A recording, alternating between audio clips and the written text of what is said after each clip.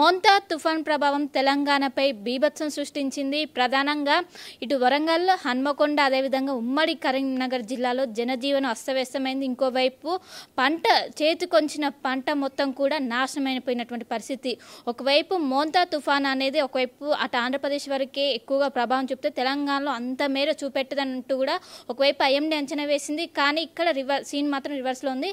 అసలు ఇంకా ఎన్ని రోజుల వరకు రెయిన్స్ ఉంది, దీని గురించి మనతో మాట్లాడడానికి ఐఎండీ సీనియర్ ఆఫీసర్ శ్రీనివాస్ గారు ఉన్నారు, వారితో మాట్లాడదాం. సార్, ఒకవైపు తుఫాన్ అనేది ఆంధ్రప్రదేశ్ వరకే ఎక్కువగా ఎఫెక్ట్ ఉంటుందని చెప్పారు, కానీ ఇక్కడ తెలంగాణలో అంతకన్నా ఎక్కువ ఎఫెక్ట్ ఉంది. దీని గల కారణాలు ఏమంటారు?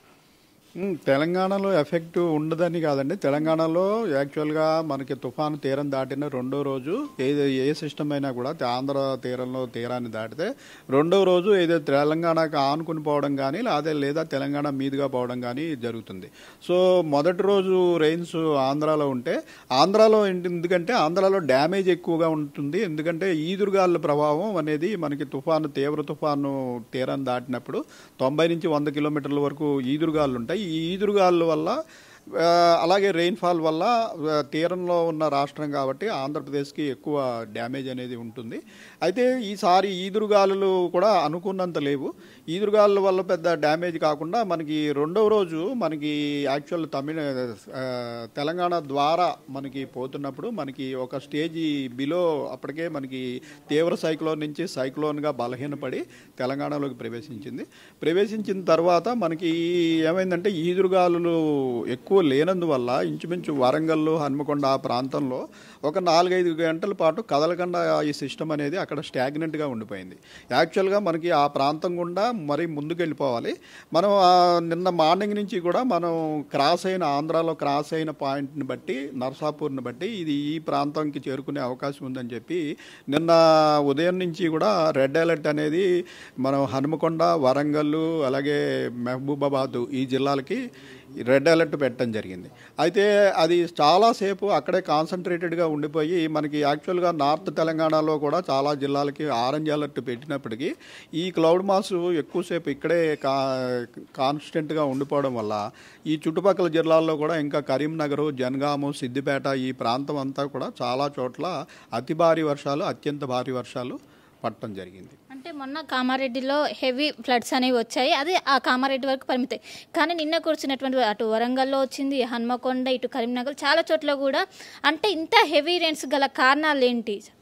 ఈ క్లౌడ్ మాస్ అనేది జనరల్గా ఇటు సైక్లోన్ ద్వారా వచ్చింది ఏంటంటే గ్రాడ్యువల్గా మూమెంట్ ఉంటుంది. మూమెంట్ ఉండి మూవ్ అయిపోతూ వెళ్ళినప్పుడు ఏమవుతుందంటే మీకు ప్రతి చోట వెరీ హెవీ రెయిన్ పడినప్పటికీ కాసేపటికి ఆ క్లౌడ్ మాస్ అనేది మరికొంచెం ముందుకు జరిగిపోవడం జరుగుతుంది. అయితే నిన్న మనం చూసింది ఏంటంటే మార్నింగ్ ఇంచుమించు 8:30-9 గంటల ప్రాంతం నుంచి సాయంత్రం 4 గంటలు 5 గంటల వరకు కాన్స్టెంట్గా ఈ ఏరియాలో ముఖ్యంగా సెంట్రల్ తెలంగాణ, తూర్పు తెలంగాణ ప్రాంతంలో ఈ హనుమకొండ, జనగాము, వరంగల్, కరీంనగర్ ఈ ప్రాంతంలో చాలాసేపు అక్కడే ఉండిపోయింది. ఈదురుగాళ్ళ వేగం తక్కువగా ఉండటం వల్ల సిస్టమ్ పెద్దగా ముందుకు కదలలేదు. ముందుకు కదలకపోవడం వల్ల యాక్చువల్గా నార్త్ తెలంగాణలో మిగిలిన పైన జిల్లాల్లో చాలా తక్కువ రెయిన్స్ పడినాయి. ఈ రెయిన్ అంతా కూడా ఇక్కడ కాన్సన్ట్రేట్ అయిపోయి ఇప్పుడు మనకి చూసుకున్నట్టయితే నిన్న 14 ప్రాంతాల్లో అత్యంత భారీ 30 చోట్ల అతి భారీ వర్షం 12 నుంచి 19 సెంటీమీటర్లు, 40 చోట్ల భారీ వర్షం. ఇవన్నీ కూడా మోస్ట్లీ ఈ 5-6 జిల్లాల్లో పడిన రెయిన్ఫాలే. ఇది చాలా విస్తృతంగా పడటం అనేది నిన్న జరిగింది. అంటే ఫ్లాష్ ఫ్లడ్ అలర్ట్ని ఏ విధంగా కన్సిడర్ చేశారు? అంటే ఎన్ని గంటలు ఎంత వర్షపాతం నమోదవుతే ఫ్లాష్ ఫ్లడ్గా మీరు కన్సిడర్ చేస్తారు? ఫ్లాష్ ఫ్లడ్ అంటే ఇప్పుడు మనకి ఒక ప్రాంతంలో జలాశయాలన్నీ నిండి ఉండి, రిజర్వాయర్లన్నీ నిండి ఉండి ఆల్రెడీ కనుక అక్కడ మళ్ళీ మనం హెవీ రెయిన్ఫాల్కి, ఎక్స్ట్రీమ్లీ హెవీ రెయిన్ఫాల్కి ఫోర్కాస్ట్ ఇస్తున్నప్పుడు ఫ్లాష్ ఫ్లడ్ అంటే ఏంటంటే అది గ్యారంటీగా జరుగుతుందని కాదు. అక్కడ ఆల్రెడీ జలాశయాలు నిండి ఉన్నాయి. మరింత రెయిన్ఫాల్ పడినప్పుడు ఏ ప్రమాదమైనా జరగడానికి అవకాశం ఉంది అన్న ఉద్దేశంతో ఫ్లాష్ ఫ్లడ్ హెచ్చరికిస్తాము. సో మనకి గత 3-4 వారాల్లో తెలుసు మనకి ఈ ప్రాంతంలో చెరువులు అలాగే రిజర్వాయర్లు అన్నీ నిండి ఉన్నాయి. సో ఇప్పుడు మళ్ళీ మనం అదే ప్రాంతంలో very heavy rain, extremely heavy rain, red alert పెడుతున్నాం కాబట్టి ఆ ప్రాంతంలో డెఫినెట్గా ముంపుకి అవకాశం ఉంటుందని చెప్పి మనం తూర్పు తెలంగాణ అలాగే ఈశాన్య తెలంగాణ ప్రాంతానికి నిన్న ఫ్లాష్ ఫ్లడ్ హెచ్చరిక ఇవ్వడం జరిగింది. అంటే ఈ రోజు నుంచి వాతావరణం ఎలా ఉంటుంది? ఏమైనా లైట్ మోడరేట్ ట్రైన్స్ ఉన్నాయా లేకుంటే ఏ విధంగా ఉండబోతుంది? ఈ రోజు నుంచి మనకి దక్షిణ తెలంగాణ, సెంట్రల్ తెలంగాణ, తూర్పు తెలంగాణలో పెద్దగా ప్రభావం ఏమీ ఉండదు. అయితే నార్త్ తెలంగాణలో కొద్దిపాటి వర్షాలకి, ఎందుకంటే మనకి అడ్జసెంట్గా మన పక్కనే ఉన్న ఛత్తీస్గఢ్ ప్రాంతంలో ఇంకా ఈ సిస్టమ్ బలహీనపడి తీవ్ర అల్పపీడనంగా కొనసాగుతోంది. దాని ప్రభావం వల్ల మనకి ఉత్తర తెలంగాణలో ఈ ఆదిలాబాదు, కొమరంభీము, జయశంకర్ భూపాల్పల్లి, ములుగు, ఇటు నిజామాబాదు, నిర్మల్ ఈ ప్రాంతంలో కొద్దిగా మోడరేట్ రెయిన్స్ పడే అవకాశం ఉంటుంది. మిగిలిన ప్రాంతంలో ఆల్మోస్ట్ పొడి వాతావరణమే కొనసాగుతుంది. అంటే తుఫాన్ పూర్తిగా బలహీన పడిందా, ఏమైనా ఇంకా అల్పపీడనంగా ఏమైనా కొనసాగుతుందా? ఇంకా తీవ్ర అల్పపీడనంగా కొనసాగుతోంది. తీవ్ర అల్పపీడనంగా మనకి ఇటు ఛత్తీస్గఢ్, విదర్భ ప్రాంతంలో ఇక్కడ కొనసాగుతోంది. ఇది రాగల 24 గంటల్లో మరొక స్టేజ్ బిలో అల్పపీడనం అయిపోతుంది. ఆ తర్వాత ఉపరితల ఆవర్తనం అయిపోయి పూర్తిగా ఇంకా అది వీకెన్ అయిపోతుంది. దాని ప్రభావం కూడా మన మీద ఇంకా రేపటికి పూర్తిగా తగ్గిపోతుంది. రేపటి నుంచి ఇంకా మనకి క్లౌడీనెస్ కూడా తగ్గిపోయి మనకి ఇప్పుడు ఈ కనిష్ట ఉష్ణోగ్రతలు అనేవి ఇంకా శీతాకాలపు టెంపరేచర్లు రాలేదు. మనకి యాక్చువల్ ఈ సిస్టమ్స్ ఉండి క్లౌడీనెస్, నైట్ టైం క్లౌడీనెస్ ఉంటే మనకి మినిమం టెంపరేచర్స్ తగ్గవు. సో మనకి ఈ క్లౌడీనెస్ తగ్గిపోతే మినిమం టెంపరేచర్స్ ఇప్పుడు మనకి 19 నుంచి 22 డిగ్రీల వరకు కూడా నడుస్తున్నాయి. ఈ మినిమం టెంపరేచర్స్ గ్రాడ్యువల్గా తగ్గి మనకి నవంబర్ 2వ వారం 3వ వారానికి చలి వాతావరణం చూసే అవకాశం ఉంటుంది. అంటే దీన్ని స్ట్రాంగ్ తుఫాన్గా కన్సిడర్ చేయాల్సిన అవసరం ఉందా సార్? ఇది అంటే మరీ స్ట్రాంగ్ అంటానికి లేదు. ఇది ఏంటంటే మనకి తుఫాను తర్వాత నెక్స్ట్ స్టేజ్కి వెళ్ళింది. దీని తర్వాత మరొక 2 స్టేజ్లు కూడా ఉంటాయి. అయితే ఈసారి ఏమైందంటే తీరం దాటి వచ్చిన తర్వాత ఒకే చోట మనకి ఈదురుగాలులు వేగం తక్కువగా ఉండి తర్వాత ఒక ప్రాంతంలో కాన్సన్ట్రేటెడ్గా మనకి కామారెడ్డిలో కూడా జరిగింది. అదే కామారెడ్డిలో కూడా క్లౌడ్ మాస్ అనేది కదలకుండా ఒక 2 రోజుల పాటు ఇంచుమించు అదే ప్రాంతంలో ఉంటే తోటి 60 సెంటీమీటర్లు పైబడి అక్కడ వర్షపాతం పడింది.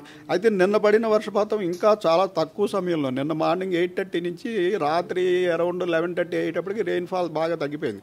కానీ అప్పటికే 30 సెంటీమీటర్లు పైబడి వర్షపాతం ఇంచుమించు 12 గంటలు, అది కూడా 1-2 ప్రదేశాల్లో కాకుండా 15-20 చోట్ల 3-4 జిల్లాల్లో విపరీతంగా పడటం అనేది జరిగింది నిన్న. మీరు ముందుగానే రెడ్ అలర్ట్ గుర్తించారు. దీంతో జిల్లా యంత్రాంగం ఏమైనా అప్రమత్తమైనట్టు మీకు అనిపించింది? ఎందుకంటే చాలా వరకు కూడా డ్యామేజ్ అయింది. అంటే డ్యామేజ్ని పూర్తిగా ఇప్పుడు ఏమిటవుతుందంటే మనకి ఈ హెచ్చరికల వల్ల ఇటువంటి తుఫాన్లు వచ్చినప్పుడు ప్రాణ నష్టం అనేది జీరో అయిపోతుంది. ఎందుకంటే మనం 5-6 రోజుల ముందు నుంచి కూడా ఇప్పుడు టెక్నాలజీ పెరిగి మనకి ఇలాంటి సైక్లోన్స్ వచ్చినప్పుడు వారం రోజుల ముందే మనకి ఇక్కడ ఉపరితల ఆవర్తనము అల్పపీడనంగా ఉండగానే ఒక 1000 కిలోమీటర్ల దూరంగా ఉండగానే ఇది పలానా ప్రాంతానికి వచ్చే అవకాశం ఉంది అని అది దగ్గరకు వచ్చే కొద్దీ మరింత ఖచ్చితత్వంగా ఒక 100 కిలోమీటర్లు అటు ఇటుగా మనం చెప్పగలుగుతున్నందువల్ల ఈ డిజాస్టర్ మేనేజ్మెంట్ అథారిటీస్ కూడా ఈ ప్రాణ నష్టాన్ని పూర్తిగా, ఎందుకంటే ఈదురుగాలని ఎవరో అడ్డుకోలేరు, దానివల్ల ఆస్తి నష్టము పడే వర్షాన్ని అడ్డుకోలేరు. కాకపోతే దీనివల్ల ప్రాణ నష్టం జరగకుండా పూర్తిగా చర్యలు తీసుకోవడం వల్ల ఇటువంటి వర్షపాతం మనకి యాక్చువల్ ఎంత హెవీ రెయిన్ఫాల్ వచ్చినా కూడా మనం ప్రాణ నష్టం అనేది చాలా మినిమల్గా ఉంటుంది, ఆల్మోస్ట్ జీరోకి వెళ్ళిపోయింది. దీనికి ఐఎండీ హెచ్చరికలు ప్లస్ క్షేత్రస్థాయిలో ఉన్నటువంటి డిజాస్టర్ మేనేజ్మెంట్ అథారిటీ వారు కూడా సరైన చర్యలు తీసుకోవడం వల్ల జరుగుతుంది. అయితే ఈ ఆస్తి నష్టము, ఈదురుగాళ్ళు, వర్షం అనేది మనం అడ్డుకోలేని పరిస్థితి, దానివల్ల అయితే డ్యామేజ్ ఉంటుంది. అంటే ఐఎండీ మొత్తం ఎన్ని చోట్ల గుర్తించింది ఎక్కువగా వర్షపాతం కావచ్చు ఇదంతా కూడా రాష్ట్రంలో ఎక్కడెక్కడ? మనం అంటే ఒక 3 రోజులు బట్టి ఈశాన్య తెలంగాణ అంటే ఒక జిల్లా అటు ఇటుగా మనం ఈశాన్య తెలంగాణ, ఉత్తర తెలంగాణ ప్రాంతంలో మ్యాక్సిమం ఇంపాక్ట్ ఉంటుంది అన్నది మనం ఏదైనా orange alert or red alert అన్నది ఒక నిన్నటి నుంచి 3 రోజుల ముందు నుంచే కొనసాగుతుంది మనకి. ఏదైనా మహబూబాబాద్ అయితే మనకి కరెక్ట్గా ఇప్పుడు తెలుస్తుందంటే అది క్రాసింగ్ పాయింట్ ఎక్కడ, క్రాసింగ్ పాయింట్ కాకినాడ నుంచి విశాఖపట్నం మధ్యలో అయినట్టయితే తెలంగాణకి ఆనుకుని వెళ్ళిపోతుంది సిస్టమ్.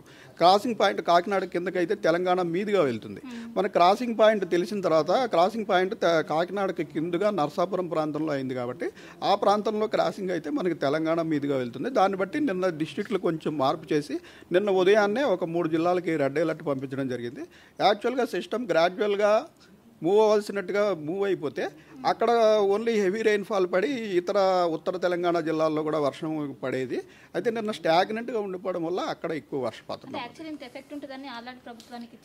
ఆల్రెడీ చెప్పాము. ఆల్రెడీ 20 సెంటీమీటర్లు పైబడి ఈ ప్రాంతంలో ఉంటుందని 2-3 రోజులు బట్టి కూడా ఒక జిల్లా అటు ఇటుగా ఆ ప్రాంతంలో రెడ్ అలర్ట్, ఆరెంజ్ అలర్ట్ ఈ జిల్లాలకి కొనసాగుతూనే ఉంది. సో మొత్తం మీద ఏదైతే మోంతా తుఫాన్ అనేది క్రమంగా బలహీన పడిందే అదే ప్లేస్లో ప్రస్తుతం అల్పపీడనం అనేది కొనసాగుతుంది. ఈ అల్పపీడనం అనేది ఛత్తీస్గఢ్ వైపు వెళ్తుంది. దాని ప్రభావం అనేది ఎక్కువగా ఛత్తీస్గఢ్ ఆ రాష్ట్రంలో మాత్రమే ఉంటుంది. ఇటు తెలంగాణలో ఒకవైపు ఎలాంటి వర్ష సూచన అనేది లేదు. కేవలం పొడి వాతావరణం, రేపటి నుంచి కూడా పొడి వాతావరణం, చెదురుమదురు వర్షాలు పడడానికే ఆస్కారం ఉంది. కానీ చాలా చోట్ల ముందస్తుగానే ఇటు ఐఎండీ హెచ్చరించింది. ఒకవైపు ఇటు వరంగల్ అర్బన్ కావచ్చు, వరంగల్ రూరల్కి ఇప్పటికే నిన్న రెడ్ అలర్ట్ ప్రకటించింది. కానీ ఐఎండీ అంచనా వేసిన దానికంటే ఎక్కువగా అక్కడ విండ్ ప్రభావం లేకపోవడంతో అక్కడనే క్లౌడ్స్ అనేవి ఫామ్ అవడంతో ఎక్కువగా వర్షపాతం అనేది నమోదైంది. దీంతో ఎక్కువగా డ్యామేజ్ జరగాల్సిన దీనికి ముందు తెలుగులో న్యూస్ కి ఫాస్టెస్ట్ యాప్ ఇప్పుడు టోటలీ న్యూ అవతార్లో జస్ట్ 5 seconds లో కంప్లీట్ న్యూస్, సోషల్ మీడియాలో ట్రెండ్స్ కి one stop solution, live TV app voice search option తో ఇప్పుడే డౌన్లోడ్ చేయండి లేదా అప్డేట్ అయిపోండి. యాప్ లింక్ డిస్క్రిప్షన్ లో ఉంది.